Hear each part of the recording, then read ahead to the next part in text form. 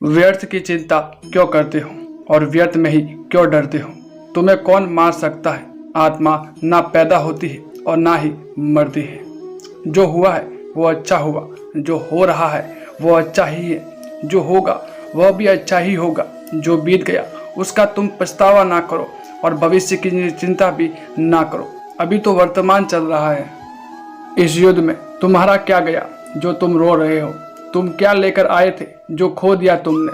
क्या तुमने पैदा किया था जो खो दिया तुमने? तुम ना कुछ लेकर आए थे ना कुछ लेकर जाओगे। जो कुछ लिया वो यही से लिया था, जो दिया यही पर दिया। जो कुछ भी तुम्हें मिला वो भगवान से मिला, जो तुमने लिया वो भी भगवान को ही दिया। तुम खाली हाथ यहाँ पर आए थे, खाली हाथ ही जाओगे। जो आज तुम्हारे पास है कल किसी और के पास होगा, परसों किसी और के पास। तुम इसे सत्य समझकर खुश रहो, बस यही बात तुम्हें अंदर से खुश कर सकती है। परिवर्तन ही संसार का नियम है। जिसे तुम मृत्यु समझते हो वो तो एक नया जीवन है। इस संसार में एक ही क्षण में तुम करोड़ों के स्वामी बन सकते हैं, वही दूसरे क्षण तुम दरिद्र बन जाते हो। तेरा मेरा, छोटा बड़ा, अपना पराया, इन सब चीज़ों को अपने मन से निकाल दो तो फिर सब कुछ तुम्हारा है और तुम सबके। यह शरीर भी तुम्हारा नहीं है, नहीं तुम इस शरीर के हो। यह अग्नि, जल, वायु, पृथ्वी, आकाश, इन सब चीज़ों से मिलकर शरीर बना है। आखिरकार इन सब में ही मिल जाएगा, लेकिन ये आत्मा स्थिर है। और तुम क्या हो? तुम्हें अपने आप को भगवान के सहारे छोड़ देना चाहिए। तुम्हारे लिए यही सबसे उत्तम उपाय है जो उनके सहारे को जाता है। यह भय, चिंता, शोक से दूर और मुक्त हो जाता है। मानव शरीर अस्थायी और आत्मा स्थायी है। भगवद गीता के एक श्लोक में भगवान श्री कृष्ण ने मानव शरीर की तुलना एक कपड़े के टुकड़े के से की। मतलब मनुष्य शरीर का एक ऐसा कपड़ा है जिसे आत्मा अपने हर जन्म में बदलती रहती है। इसका मतलब मनुष्य का शरीर आत्मा के लिए एक अस्थायी वस्त्र की तरह है जिसे वह अपने हर जन्म में बदलना पड़ता है। गीता का यह उपदेश हमें यह सिखाता है कि हमें मनुष्य की आत्मा से प्यार करना चाहिए, उसकी पहचान उनकी आत्मा से करनी चाहिए। हमें मनुष्य के शरीर से आकर्षित नहीं होना चाहिए। मनुष्य के भीतर मन को समझना ही उचित होता है। मनुष्य के शरीर से प्यार करते हैं, उन्हें गीता का यह उपदेश काफ़ी मदद साबित होगा। जीवन का एकमात्र सत्य है वो है मृत्यु। गीता के इस उपदेश में भगवान श्री कृष्ण ने बताया है कि इंसान को जन्म मरण के चक्र के बारे में जान लेना चाहिए, क्योंकि मनुष्य के जीवन का एकमात्र सच जो है वो है मृत्यु। क्योंकि जिस भी इंसान ने इस दुनिया में जन्म लिया है उसे एक न एक दिन इस संसार को छोड़कर जाना ही पड़ता है, और यही इस दुनिया का अटल सत्य है। लेकिन इस बात से भी नकारा नहीं जा सकता कि हर मनुष्य अपनी मौत से भयभीत रहता है। इसलिए मनुष्य को अपने जीवन की अटल सच्चाई को जान लेना चाहिए और अपनी वर्तमान खुशियों को इस सच से खराब नहीं करना चाहिए। गुस्से पर काबू करना चाहिए, क्योंकि क्रोध से व्यक्ति का नाश हो जाता है। भगवान श्री कृष्ण ने इस उपदेश में यह बताया है कि क्रोध से मनुष्य को भ्रम पैदा होता है और भ्रम में वह अपनी बुद्धि का विनाश कर बैठता है। क्रोध में जब मनुष्य की बुद्धि काम नहीं करती तब मनुष्य की तर्क वितर्क करने की क्षमता नष्ट हो जाती है और वही व्यक्ति का विनाश हो जाता है। इस तरह हर एक व्यक्ति को अपने गुस्से पर काबू करना सीखना चाहिए। मनुष्य गुस्से में कई बार ऐसे काम कर बैठता है जिससे कि उसके बाद में उसको हानि का सामना करना पड़ता है। वही अगर मनुष्य अपने क्रोध पर काबू नहीं कर पाए तो वह कोई गलत कदम उठा बैठता है। जब भी मनुष्य के मन में क्रोध की भावना उत्पन्न होती है तब मनुष्य का मस्तिष्क काम करना बंद कर देता है और वह सही गलत का उचित फैसला नहीं ले पाता। इसलिए हमेशा मनुष्य को अपने क्रोध को काबू में रखना चाहिए, अपने मन को शांत रखना चाहिए, क्योंकि गुस्से में लिया गया फैसला उसे गहरी क्षति पहुंचा सकता है।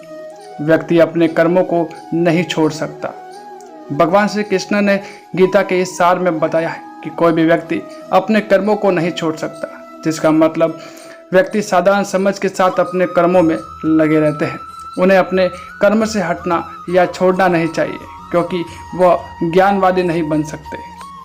वही अगर मनुष्य अपने कर्मों से पीछा छुड़ा ले या फिर अपना कर्म करना बंद कर दे तब वह अपने रास्तों से भटक जाता है। संसार का नियम है जिसके मुताबिक मनुष्य को अपने कर्म को करते रहना होगा। जो व्यक्ति अपने कर्मों से बचना चाहता है या वह अपने कर्म को करना बंद कर देता है, ऐसी परिस्थिति में वह मनुष्य ही मन में डूब जाता है। अर्थात जिस व्यक्ति का स्वभाव होता है वो उसी के मुताबिक अपने कर्म को करता है। मनुष्य को देखने का नजरिया। गीता के सार में मनुष्य को देखने के नजरिए के बारे में भी कुछ बातें बताई गई हैं। इसमें लिखा है कि जो व्यक्ति ज्ञान को अपने कर्मों के रूप में देखता है उसी व्यक्ति का नजरिया सही है। अज्ञानी पुरुष के पास ज्ञान नहीं होता, इसी वजह से वह हर किसी भी चीज को गलत नज़र से ही देखता है। इंसान को अपने मन को काबू में रखना चाहिए। गीता के सार में ऐसे मनुष्य के बारे में भी बताया गया है जो मनुष्य अपने मन को काबू में नहीं रख पाते। ऐसे लोगों का मन इधर से उधर भटकता रहता है। ऐसे मनुष्य का मन उसके लिए एक शत्रु के समान काम करता है, क्योंकि मन व्यक्ति के मस्तिष्क पर बहुत गहरा प्रभाव डालता है। जब मनुष्य का मन स्थिर रहता है तो वो व्यक्ति भी सही तरीके से काम को करता है। खुद का आकलन करे।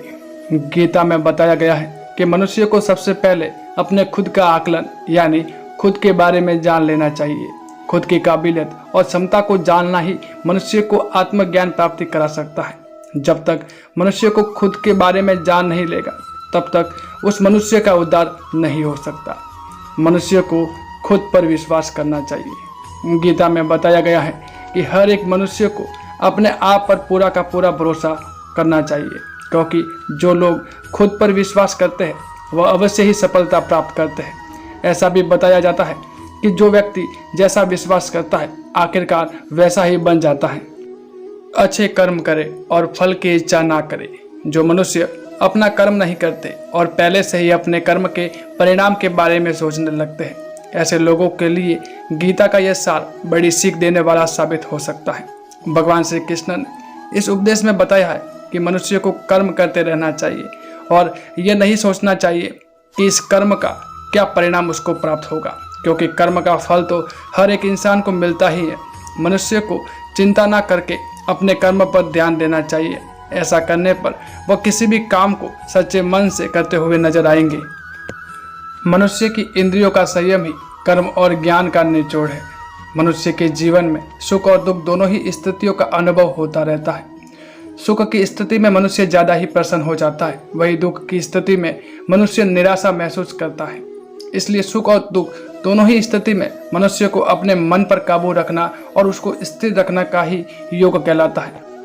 जब कोई मनुष्य सांसारिक इच्छाओं का त्याग करके फल की चिंता ना करे और अपने कर्म को करता है तो उस स्थिति में मनुष्य योग में स्थित रहता है।